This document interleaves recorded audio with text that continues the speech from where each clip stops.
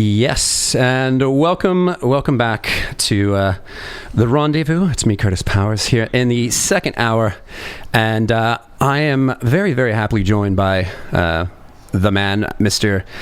Kelly Finnigan, the main man behind the Monophonics, and they're here with a brand new album, Sage Hotel. Sage Motel. Oh, sorry. We're not that fancy. We don't get a hotel. I'm already off to a bad start, Kelly. No, this is good that you're making me participate. There you go. So we were talking about this just upon your arrival. It's been almost 3 years to the day that we met in 2019, and you were touring. You were having a mini tour for the Tales People Tell, and Yep. since then you've released "It's Only Us," the day that New York City shut down. Yep. And you released "A Joyful Sound," and now you're on your fifth album to date this weekend, so congratulations. Thank you so much. Yeah, it's very exciting weekend. Happy to be in New York celebrating it. Yeah.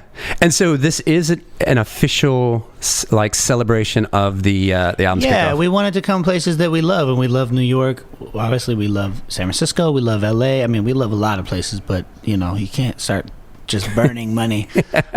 So we wanted to come out here and celebrate, and of course you'll see us in San Francisco on June 4th, and June 1st we'll be in Los Angeles. So we're just kind of a little a way to see friends and celebrate with people we love and places that we love. Very cool.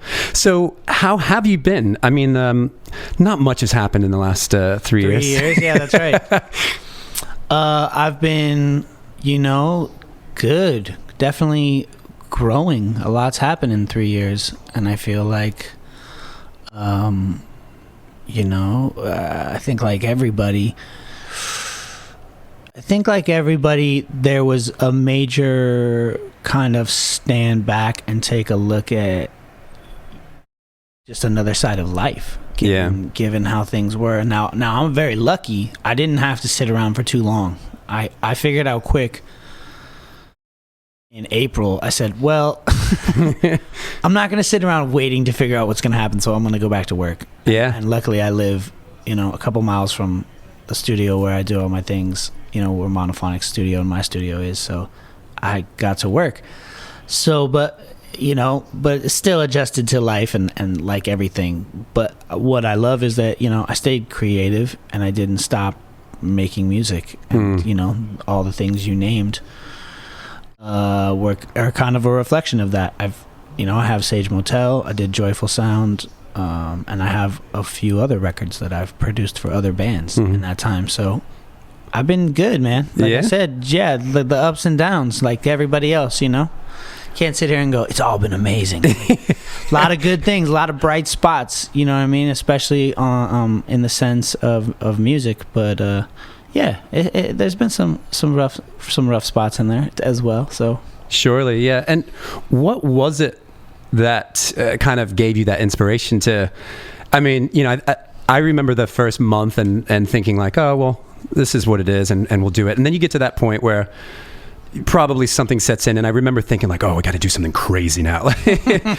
But what was it that really kind of, we all needed that sense of inspiration to keep going. What was it for you that just got you up and doing? I mean, that's who I am. I'm a studio guy. My background, everybody knows, like, that's my love. My passion is being locked away with the gear and just get inspired and create. So really what it was is because of the touring schedule with Monophonics and me working with other bands and being pretty, kind of going back and forth between all these different things, it was really nice to just go, oh, I can kind of just do me right now. And that's when I dove in and did A Joyful Sound. Terry, Cole, and I from Colemine, we had started some things, and I had released a single that Christmas before 2020, but this was a chance to go, oh, okay.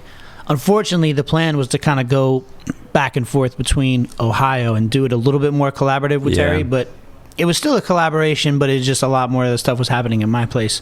It just made it easier that way. So I mean, yeah, it was actually it was a beautiful thing because I really took advantage, and I didn't kind of sit down and go, okay, maybe I should take a break. I felt inspired, which was so interesting because, as people remember, you're going through a very strange time in the world, in your life. Like, there's this virus and what's going on. People are dying. It's a very scary and strange new thing we can all say we've experienced.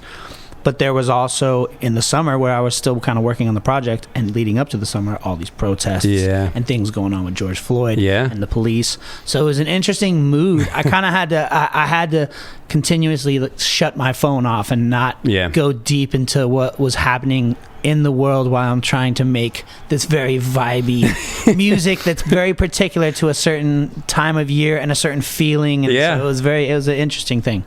Yeah, I think it's interesting because people probably, when you hear sounds that resonate to that time of year, you think of people probably in their heads writing it during those times of year, not thinking about it, about all the things that could have been going wrong while they were writing it. Definitely. And it's interesting. I think you said that you had started working on that right after you were here in New York last time. Yep. That May, I flew from here and went to Ohio, and Terry and I started kind of formulating things and talking about songs and song titles and moods and, basically just kind of putting the idea together somewhat on paper and inside our minds of, okay, here's the goal. And we wrote some things and recorded some things. And then I went home feeling inspired and wrote Heartbreak for Christmas, I think 2 weeks later. And that became the first single.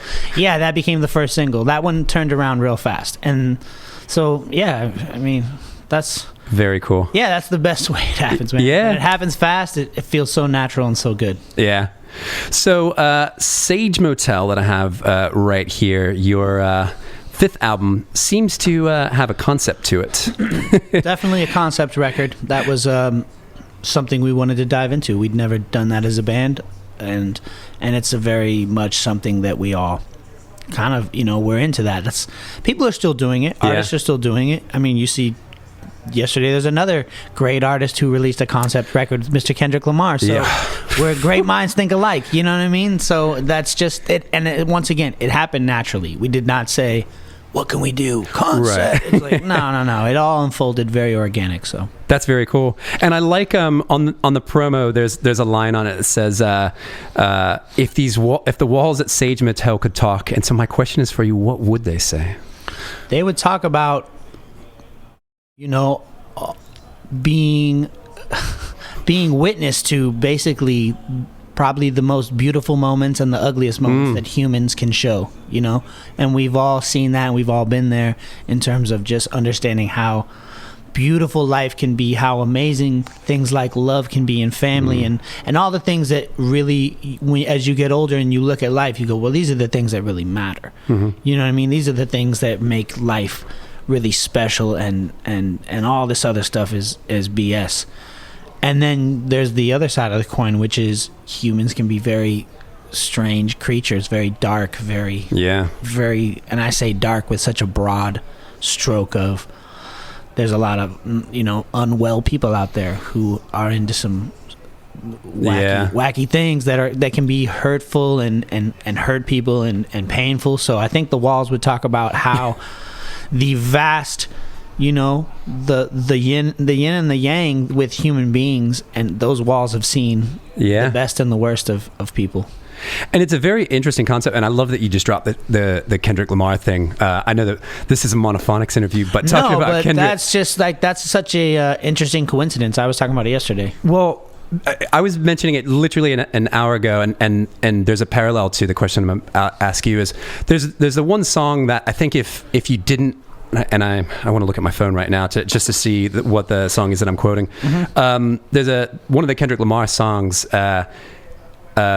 If you didn't know who he was and what he represented, the song is very aggressive. It's the crying, the argument between the Crying Together, I think it's called. Alchemist to produce that one, for sure. And if you didn't know him, you would lyrically you'd be like, whoa, dude, of course, dude's aggressive. But what's really beautiful about that, and I think the artistry comes out in that, is that it takes, he's planting that so that his counterpart could be the one that delivers the message that I think is the message in the song. And so, well said. Flipping that to you is, you know, going through creating that narrative throughout your album, how did you manage to kind of pull those inspirations for those really good moments and those really dark moments throughout this album? I think during this time, it was, you know, I was kind of in that place sometimes. I was definitely having some highs and lows while making this record. Some very, very high highs and some very low lows. So pulling from those emotions, and also just understanding, you know, I have an understanding of, I've been around long enough and seen enough to know the pain that is involved with life, unfortunately. Yeah. Like, that's just a natural thing. You're going to have to go through it. And sure. It's going to make you hopefully stronger, and hopefully you'll walk away, you know, understanding how to try to not put yourself in that position again. But it's also an unavoidable thing. I'm not trying to say that as be better, do things different. I think it was just, you know, there's such an interesting vibe when you talk about hotels, motels, you know, hostels, places where people across, like I've continuously said, a cross section, where so many people have so many different things going on in their life at that moment. You know, you have someone who's maybe just met their future husband, maybe someone who's there for a funeral, someone who's just there for business, and they're just passing through another city, another hotel, and then you have someone who maybe is going to look at a college where they're going. I mean, there's so many beautiful and tragic things that could be happening with the people. So I just tried to tap into, you know, my own sense of happiness and sadness, while also understanding, I mean, I have a real understanding that how I'm feeling is no different than how you feel, or how everybody outside feels. Like, we're all know, and I've traveled enough to know and met enough people from different places to know that we're so similar. I mean, it's really just silly things that make us different or separate. It's everything that you feel and you dream about and you dislike, and the things that make you happy or upset. It's just like, it all runs through us in a similar fashion. Absolutely. And that's why when you meet certain people in life and you can see that they have somehow found the key to, either they are able to avoid that, or, you know what I mean? Sometimes you meet certain people, you're like, this person isn't bothered by anything. How do you get to that eternal place of peace and you know what I mean? So you're like, man, he cold. Sometimes you meet people and you're like, damn, this guy's always in a, you know, we talk about certain musicians you'll work with, you'd be like, that guy's always in an amazing mood. Like, how does he do it? Weed. Probably. Lots of it. So, I mean, that's just really, like I said, there's a lot of self-reflecting in the songs. A lot of these songs are very personal, but I also knew while writing them and discussing them that it was, I know someone out here, you know, we've made enough records to know that I'm blessed that I get it all the time where someone goes, this song, it was like, it's like you wrote it for me. It's like you're speaking to me. So I know when I'm writing, I feel very comfortable in the fact that however I'm feeling and I want to put that on paper, someone out there is going to relate to it. Well, it's a gift that you have that I think one word that almost it seemed like you were getting to within your story of the hotel is like, you're able to communicate with empathy. Oh yeah. And it's that even though we are all we feel the same ways, it's all influenced by something that we've been before that. And so I think that you've got a real gift on your hands of like being able to write something that is probably genuinely personal to you, but in a way that it relates to everyone. No, definitely. So. But also trying to, you know, I'm also being who I am, I also don't want to show too much of my cards. So there's a lot of personal things in here, but I've also added in that element of, well, you know, buffer. Yeah. Well, it's just one of those things where I'm not going to get so personal and start naming names or getting. Right. So I'll take those feelings and I'll take that experience. Like Sage Motel is very much feels so real to me and is so a real story, but I turned it into a completely different way of expressing that emotion. Yeah. To just make it more interesting, because if not, then it's another I'm falling in love. You know, Sage Motel is about a very straight-laced, regular kind of guy falling in love with a prostitute, because the physical relationship, he's never experienced that, and that has like changed his whole world. You know, and it's happening at the Sage Motel. Yeah. So that's why I took it, and I took a personal thing and I flipped it once, and then I went, well, instead of making this so I met a prostitute and you know, I'm going to put a nice cool filter and film over it, so you have to think about it, and then I'm going to say really what the song is now the title is the location, and that was how the album was born, from that song. That was like the first song that we wrote for the record. So then I went, oh, and then it all just started, you know what I mean, coming to life. You know, it's one of those ones I had to Google like 7 times, because like the all of the promo up to this point, like there's a phone number associated with it. Oh, yeah. And I Googled it, and funny enough, there is a Sage Motel in Oakland.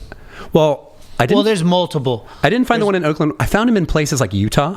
Yep. One in like North Dakota or something. There's definitely one in New Mexico, because we drove by it on this last tour in the fall. So there's Sage Motels around, and that's how the term got into my head. Is one of the first things I remember is seeing the Sage Motel sign off of the 580, driving into the Bay from LA, moving there, Sage Motel, and then me and some people that I was working with musically, we would speak about it. Actually, at that point, I was working with a gentleman named Prince Ali, who was a rapper, and he became Mahershala Hasbaz Ali, the actor. So we would talk about Sage Motel. Nice. He was so this idea, this phrase goes back 14, 13 That's amazing. years. Yeah. That's amazing. Well, flipping scripts a little bit. So I think I've told you this before, but so your previous album, It's Only Us, I've said is literally my favorite modern day soul album. And that's so cool. Thank you. Yeah, that's really cool. Single-handedly got me through a good portion of the weird, lonely vibes of COVID.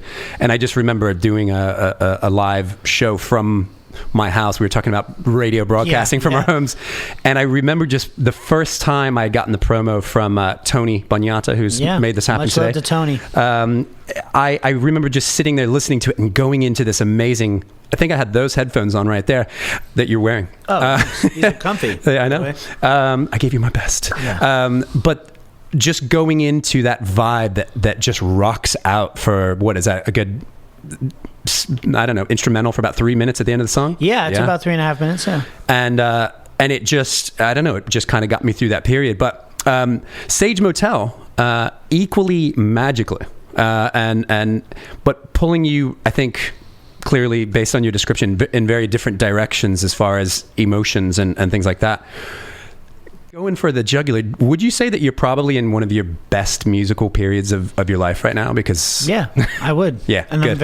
I speak about it to people I'm close with, which is the window closes. And I'm not saying that one day it turns off and you don't make good music, but there's definitely it's like an athlete or anybody else. There's definitely in my mind, there's a special time for everybody, and I think you can go back and look at Stevie Wonder. I mean, Absolutely. Stevie Wonder has continued to do wonderful things, Happy birthday great yesterday. records. Happy birthday, one of the greatest Tauruses to ever live. But let's be honest, like 71 to 77, something like maybe. that. Just that 6-year window it's pretty unmatched at this point. Yeah. I mean, there's a few people that I'm sure could be mentioned, like, well, they were just as productive and prolific, but I don't know, man. Yeah. That window is pretty incredible. And even though he stayed busy after that, he didn't He didn't stay amazing after that. No, and also it's easy. You have to keep in mind that, and now that I'm deep in it, you understand, like, you're not going to do the same thing. Yeah. You don't want to do the same thing. You would feel it's cringe-worthy emotion to go, I'm going to try and make It's Only Us again. Or Tales People Tell. Or it's just like, ugh. Yeah. It just feels like you're doing yourself a big disservice. So there's not only that, but Stevie always embraced technology, and that's what got him to those amazing records in the 70s with Tonto and those guys, and that exploration of the sound of R&B and funk and soul and pop and all those things. Yeah, everything that he was doing is amazing. So it's natural for someone like Stevie to then get deeper into synths and drum machines, which was a pitfall. Not to say I don't love what I just called. I mean, that's Ba-dum, just, ba-dum, yeah. ba-dum. Well, it's just so classic '80s. Like, I just called. But so I mean, you have to take that into account that sometimes people who started in a certain time period with a certain way music sounded, all of a sudden 15 years later, you're like, I don't know if I like Stevie Wonder with Right. DX7s and Lynn drum machines. Like, he's still a bad man. He's still an alien, but I don't know how I feel about it. I feel so knowing what you know, like in the sense that you're confident that you are in that place, does that give you a sense of liberation, or does that make you feel like, do you feel like under pressure to make sure that you're putting out as much as you can? I mean, there's definitely a sense of pressure and a sense of, when a fear. I'd be lying. Is it gonna just go? Is it gonna go away? When's it? Do you feel? I mean, I'm never gonna know. You never know, because for me, I always put out things that I like. I'm making music that I really love, that moves me and speaks to me, and that and quite frankly, I want people to like it, but I can't. It can't be the motive. It can't be the reason why I'm doing this, because I know that there's no matter how good anything is. I just saw a great quote. To not jump around, but I saw a quote from Madlib basically saying, if everybody liked my music, I'd probably quit. Yeah. Something to the extent of that. And it really hit home with me, that I just thought, and that's such a sacrifice. But do you think that's because in that position, is that the challenge? Like when you know that people don't like your music, is that the thing that makes you either... I don't know, because it's like, if you feel like everyone likes it, you're like, okay, well, how much harder do I have to try? Well, of course, and that's impossible. Yeah, there's nobody. It doesn't matter how we could go through every great band or artist. Sure, I know someone who doesn't like Prince or the Beatles or Stevie Wonder. I mean, there's people out there that go, Stevie Wonder's overrated. That's a real sentence that comes out of people's mouths. So that's when you have those moments. I mean, going back to it, there's fear and there's worry, but there's also that drive and that just willingness for me personally to stay hungry and keep that edge that you have when you're young, because when you're young, you're just so fearless. I mean, you're just doing things because you like it and it's fun, and hopefully someone will like this. That'll be amazing if someone you have this, and then as it grows, like we do as humans, you get a little like, well, I want more people to I want this, I want to get on here, I want to be, and which is good. Dream big, like shoot for the stars, sky's the limit, baby. But at the same time, make sure you're doing things with the right intentions, and things are pure and coming from a real place of love. And because fame is a dangerous thing, man. That's like, people don't really realize what that's like. That's not, but if you could take a pill and for a day be famous, I think a lot of people would probably go, nah, that's not for me. No, I'm good. So back to your music. What's your favorite song written to date? What's my favorite song written to date? That you've written to date. I don't know, man. I wanted to drop that pressure on you.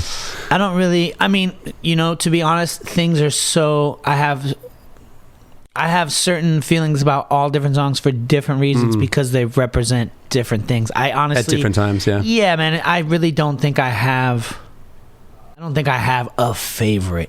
Cool. Honestly, I wish I could answer that, but I don't. All good. So... back to this album, Sage Motel. I got it right that time. Yeah, you're good, man. You've got a future. Yeah, thanks. So this album for me, and I actually went to the actual listeners of this just to ask as well. Cool. About this particular album. So my favorites from this record, I as I was listening to it, were quite surprising, because on paper, I would have liked, like for instance, I love The Shape of My Teardrops. I love the ones that you definitely feel great listening to. Yeah.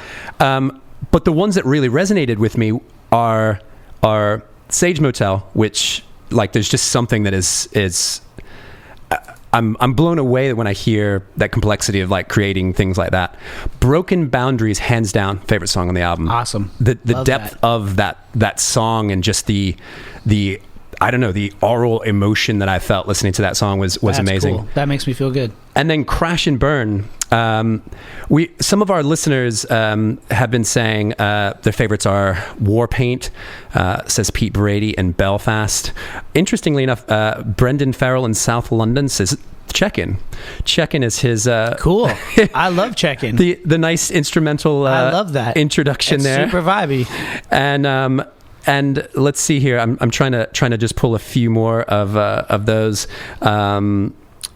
Some people didn't read the cue. Armand says, "Get the gold out." That's okay. The Get the Gold is fun too. That's a B-side from the last record, but I appreciate that. Armand. Yeah. Thank you. Nigel says, "The Shape of My Teardrops and Love You Better are closing the gap with each play. Just received the record in the mail today." Very cool. And and some of our listeners are just telling us that they're sad that you didn't make it to Glasgow a few weeks back. Of course, I know. We were very sad. That was canceling a show. It's such a, we were, as they would say, we were gutted. Yeah, exactly. It's a terrible feeling. You feel like you're disappointing the world, and we were definitely going to do our best to go back, though, because we were looking for, how it is. We're just as excited as you, and when you have to make a decision like that, it's crappy. It is. But but back to this. So based on that initial vision for when you started kind of writing this, what would you say the if there's a song, I think maybe you said it before, that sums up this album from start to finish? I mean, the three that you picked are very personal songs. I mean, they're, like I said, the whole record is personal, but those three really resonate because you have Sage Motel, like I said, which is really about this amazing physical chemistry, this thing that's just kind of takes you to another place, and you go, wow, this is like otherworldly shit. Yeah. Can I say that on the radio? That's all right. Okay. Sorry. We'll beep it. My bad. You bad mans. Yeah, sorry about that. I got it. I'm looking at Curtis like, did you understand what I'm saying? I have to curse. And then Broken Boundaries is also very, it's a personal thing. It's about getting caught up with people and not understanding how one action really there can be a not so cool reaction, and it's all based off of healthy boundaries and healthy relationships and protecting yourself and protecting the other people involved. So I'm happy to hear that resonates, because it's definitely and it's new. Like all three of those songs, they push the lines that represent like what Monophonics Colors is. Because as you said, it's great that we're a soulful band, and our roots are definitely soul music. We love soul music, but we definitely don't want to be, I'm looking at the Queen right now, Sharon Jones. Like, we from day one said, like, they're so amazing, they're so special, they have their thing. We don't want to just be Sharon Jones and the Dap Kings. Absolutely. That was so, that's what took us down the psychedelic path. And as we've done that, just as you go through all these different stages of like you said, you're in a moment with music. Yeah. And each Monophonics record is definitely a moment that we're in with music. And we really want to push the boundaries, and not to use that word, no pun intended, but a song like Sage Motel, a song like Broken Boundaries and Crash and Burn, it's exciting because, the Love You Betters and War Paint and Shape of My Teardrops, those are bangers. I love those ones, but they kind of go, hey, so you love Monophonics? Here's Monophonics. Right. Like, we got this, and not like we're repeating ourselves, because there's nothing that sounds like those songs, but you can just say they sound like Monophonics. Exactly. Yeah. But when you go to Broken Boundaries, or you go to our last record with something like Tunnel Vision or Crash and Burn, and certain songs you go, oh, they're stretching out. And that's what it's all about. So for you to embrace those new things is really exciting for me, because I always worry that people are going to go, oh, well, I like Love You Better and Shape of My Teardrops, and you know what I mean? Like, and those other weird songs. Yeah, and then the other stuff is like, it's cool, they're trying new stuff, I know how it goes, and you're like, you're kind of not. Well, but it's interesting, those songs didn't come off as new to me, because, even, I think the first song I heard and I really liked from you was that cover of the Nancy Sinatra song. Bang Bang. Bang Bang, yeah. And so, like, to me, there's always been that really lovely psyche, backbeat and fuzz and stuff like that. And, definitely. And I reckon that's the reason that people will not tire, and I don't mean that I mean that in a positive way.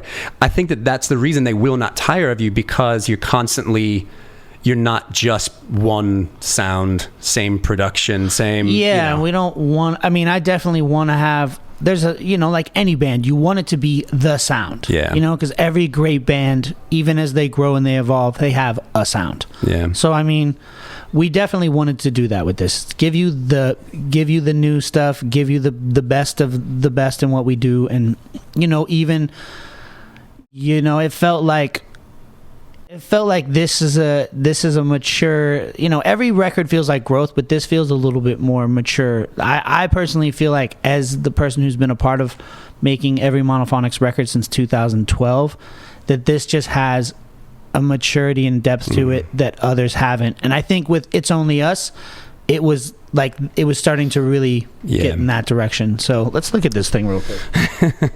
I've looked at it, but sometimes not enough. Yeah. I love Never Stop Saying These Words. That's a very special song. I co-wrote that with my lady. Nice. She's an amazing writer. So, yeah, I mean, fantastic. This is a good record, people. You should pick it up. So Take get it. From it's out this weekend, and I'm going to wrap it up with since we've been being personal, I've been enjoying asking people this, and I think that you're going to have a really good answer for this. So, what is something that you learned about yourself, or that you discovered externally during the pandemic, that surprised you, and maybe in a good or a bad way, or would really surprise someone else that knows of Kelly Finnigan as the I didn't, just to be quite honest, my life did not change that much, except all of a sudden there was, any musician will tell you it's hard to have routine, right? Yeah, because you're constantly coming and going and doing this, and your routine is basically working. Yeah. That's the routine. Waking up and working and then going to bed at odd hours. So I mean, man, I'm trying to think of anything. I don't even necessarily mean like really grand. Like, I got really into the Grateful Dead during the pandemic, and I was very surprised by that. Wow. Because I used to be I'm like surprised by that. I was like a punk hardcore kid that used to hate I the would Grateful never, Dead. Yeah, I would never peg you as that guy, but good for you. I mean, there's still some jam bandy crap that I can't dig, but I was like, wow, there's something about this. So is there anything about... Man, is there anything about... Unfortunately, I wish there was. That sounds cool that you got it. You found this new thing. I'm jealous. No, I just was able to fair enough. Go to the studio a lot more and focus without any distraction, which was a nice thing. Well, we're glad to have you, Kelly, playing tonight, or if you're listening on this station, playing last night. Yes, it was amazing. Thank you. Here in Brooklyn, celebrating the release of the 5th album, Sage Motel, Colemine Records. Kelly Finnigan, the Monophonics. It's a real pleasure to thank you, Kurtis, to get you back in the house and all that love. Man, appreciate the love, and appreciate the love from Face and everybody out here. And y'all are wonderful, doing really great things with music. So thank you. Nice one, dude. Take care. Yep.